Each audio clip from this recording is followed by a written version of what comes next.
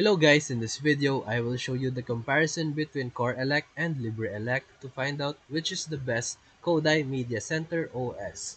So, let's compare both of them. Number 1, their performance and compatibility.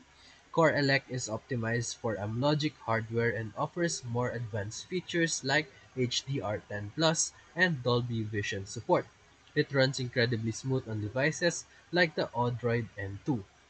On the other hand, LibreElect is more generalized and supports a wider range of devices, including Raspberry Pi, making it more accessible but sometimes less optimized for high-performance setups. Number 2, user interface and experience.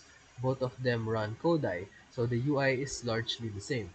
However, Core Elect tends to have better hardware acceleration and faster navigation, especially for 4K content while LibreElect is simpler and more stable across various hardware types.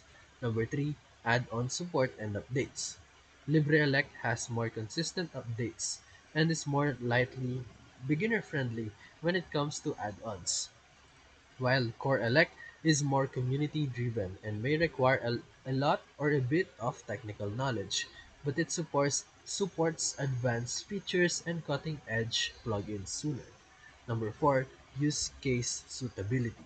You can choose LibreElect if you are using a Raspberry Pi or you just need something reliable and simple, and you can go for Core Elect if you want powerful hardware support and plan to stream high-definition media with advanced audio-visual formats. So in conclusion, you can choose or you can go for Core Elect because it's better for power users with Amlogic devices, while LibreElect remains ideal for general users and lightweight setups. So if this video helped you, feel free to like and subscribe for more quick tutorials, reviews, and comparison videos. Thank you for watching.